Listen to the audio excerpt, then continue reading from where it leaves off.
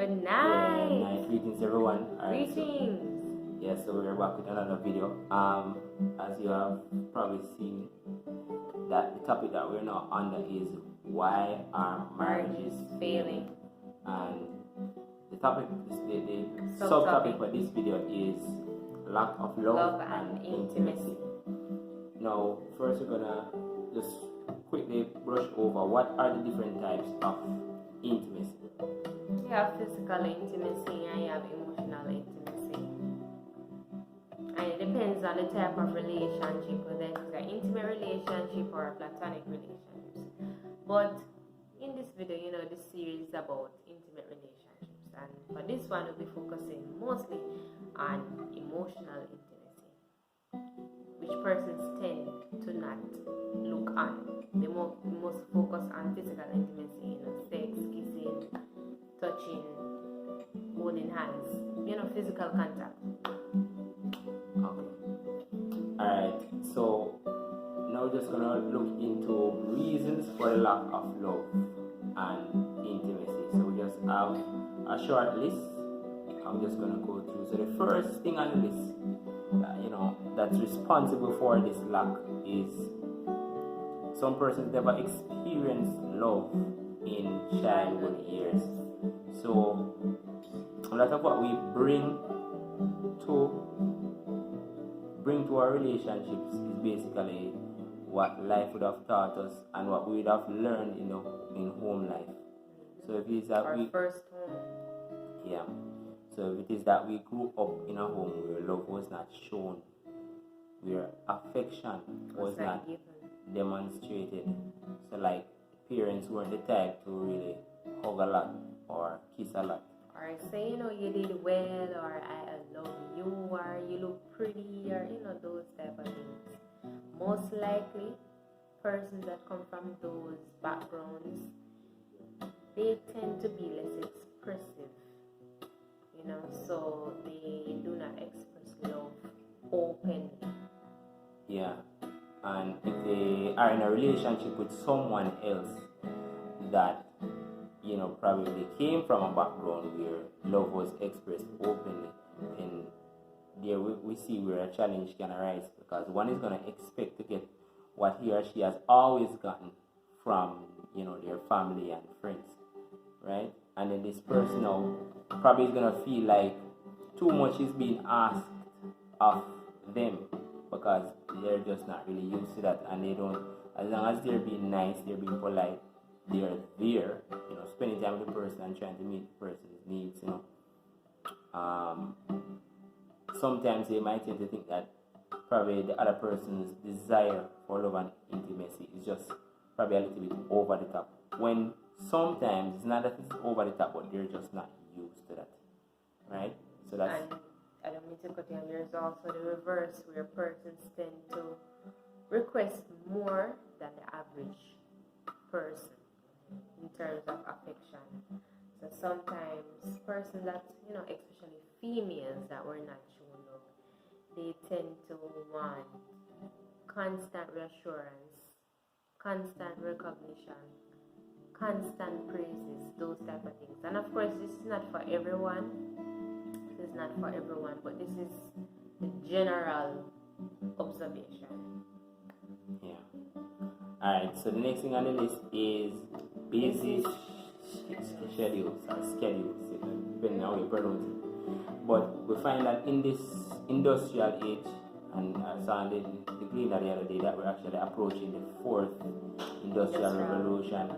And if this industrial age has done so much damage to the families, just imagine what this fourth one is going to do, right? Because sometimes, especially the men are guilty of this, but increasingly the women are also guilty of this, spending too much time away from the family, trying to work,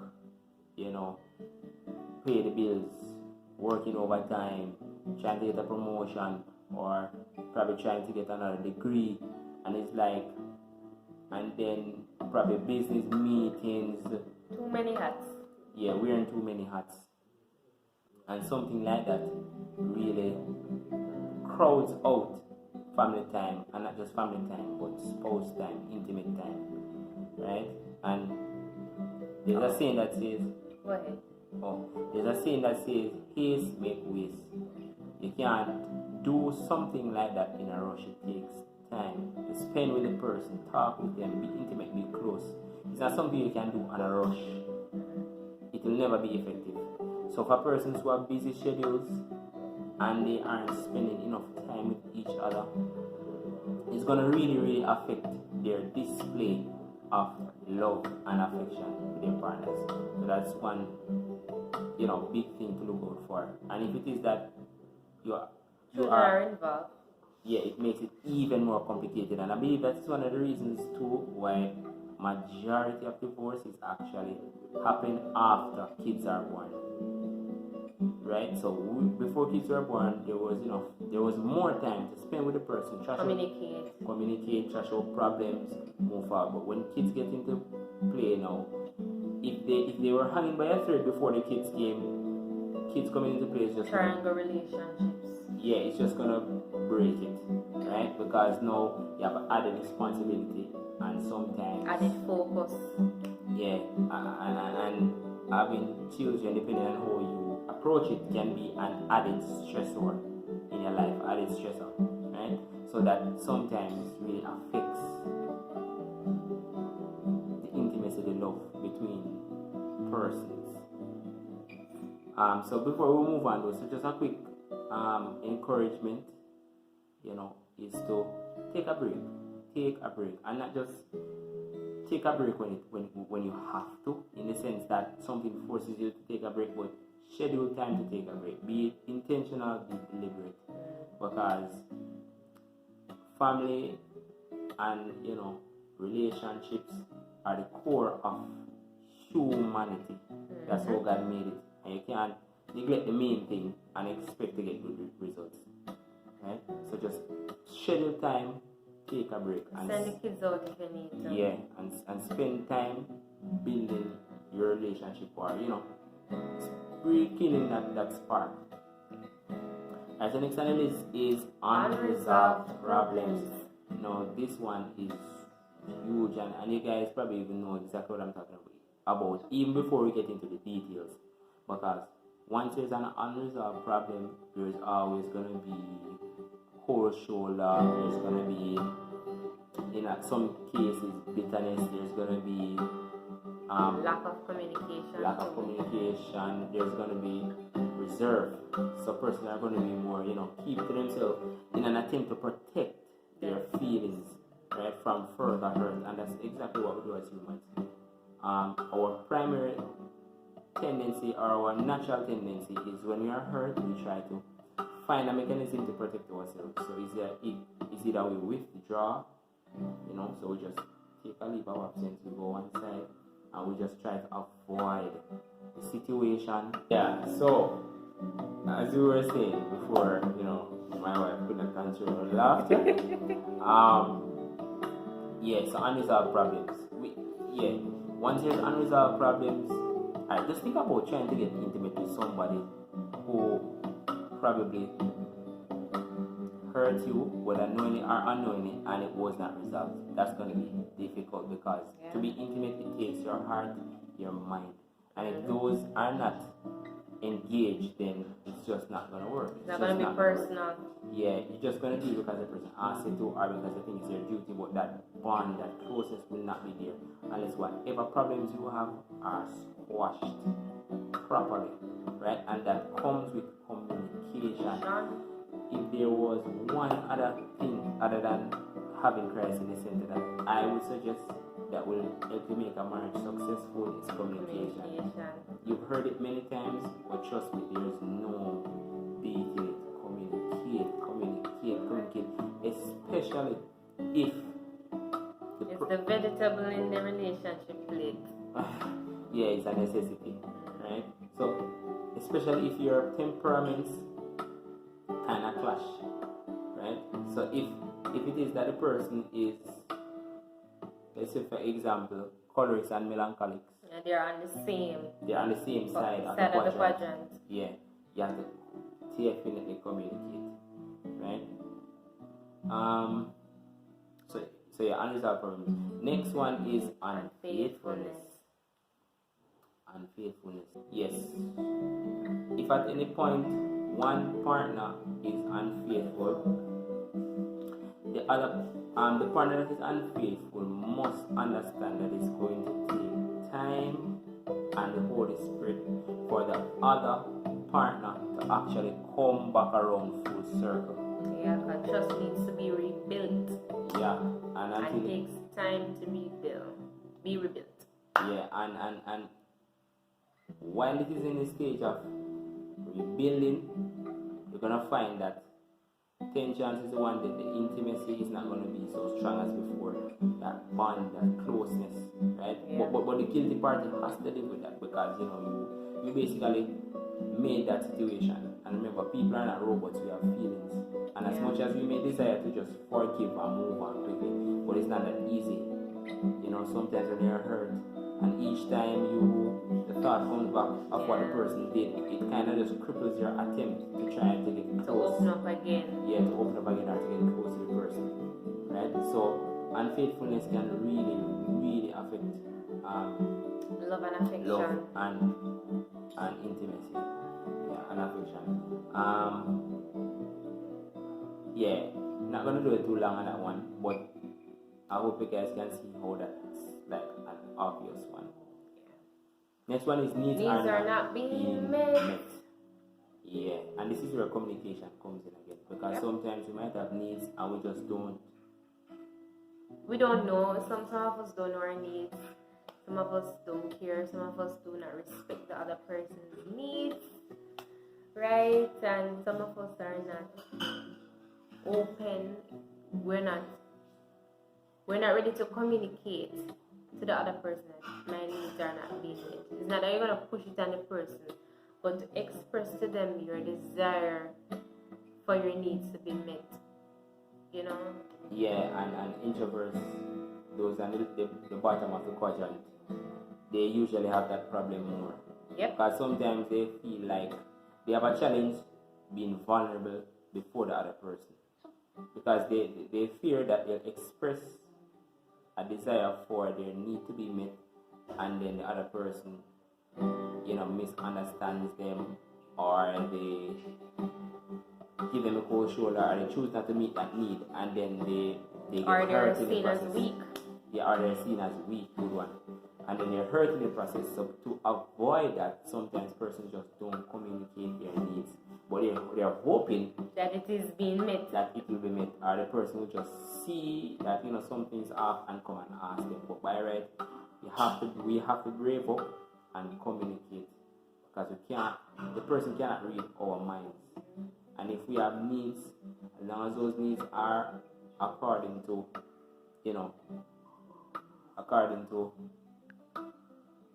principles of the Bible, we can be assured that God is the one that put those needs there, and therefore attention needs to be placed on them, right?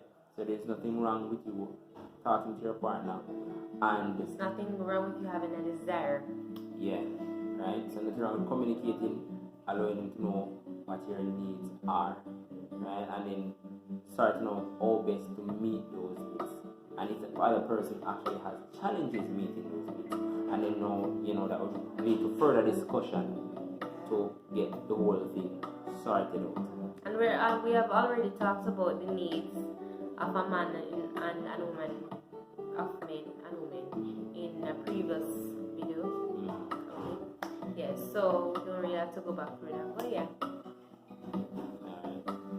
So the last one will be distorted worldviews. So you have some people that believe that love and intimacy is not really important. You just get together and just be faithful. Just be faithful. Sex and intimacy is just about reproduction, not for pleasure or stuff like that. And just do your duty, it's a moral responsibility.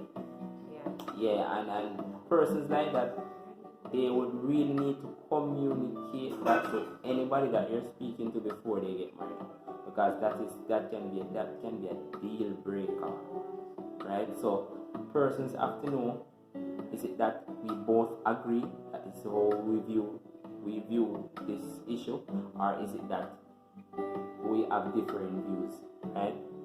And in that case, then it will be best if nobody wants to compromise.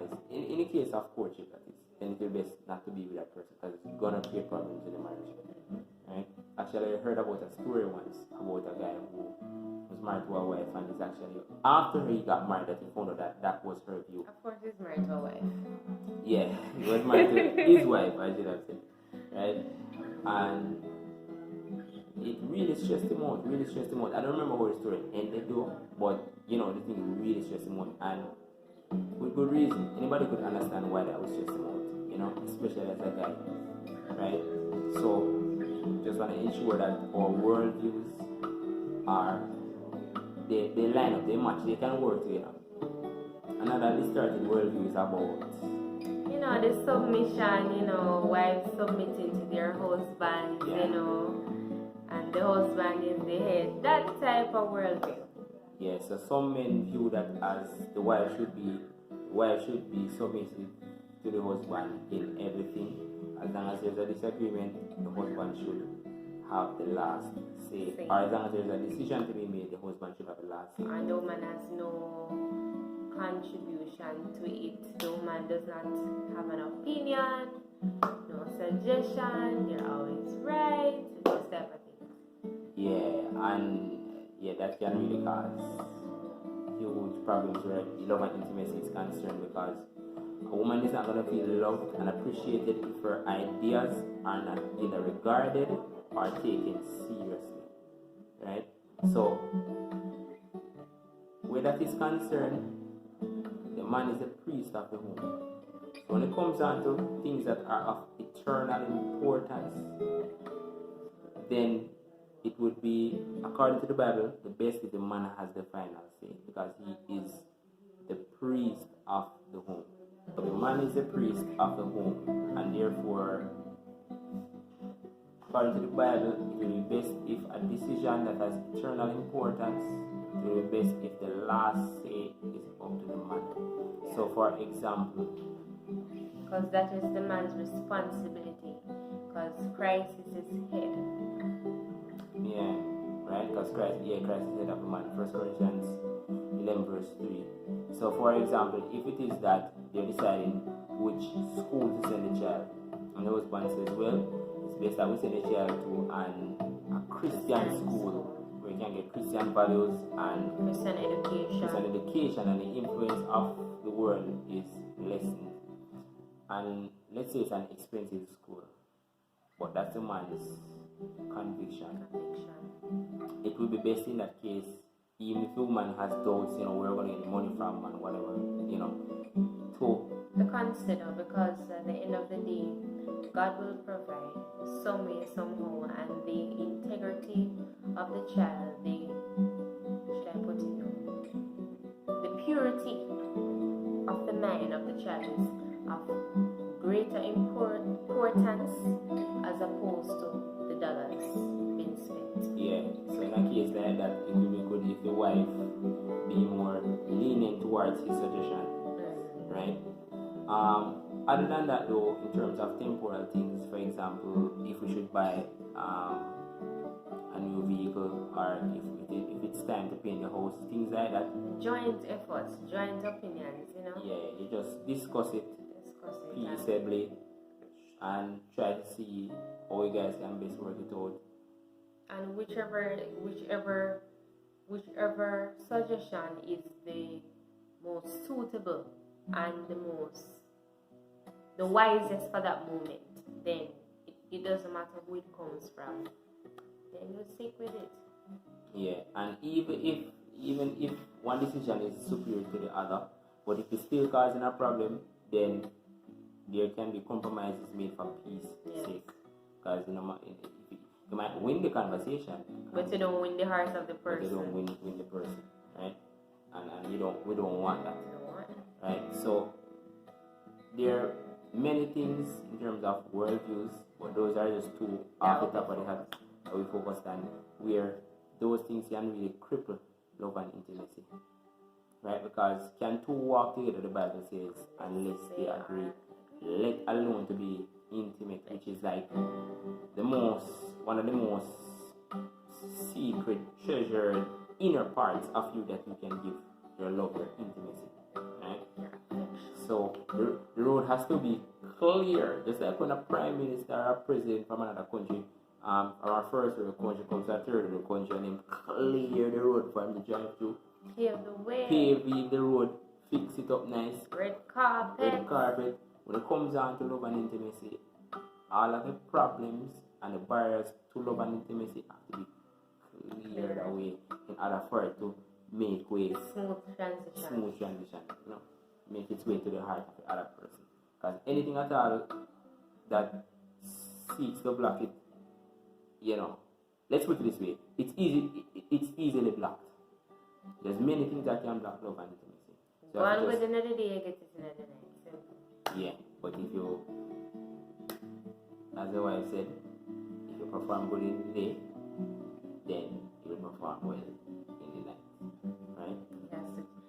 He has to, perfect my speech. No, because I said slower so they can hear. But yeah, and for those who probably never caught, the humor behind it. But anyway, that's it for this video. Hope you guys learned something new, and we'll be coming at you with another video soon. Alright, so guys, remember to like, share, and subscribe, and click the notification.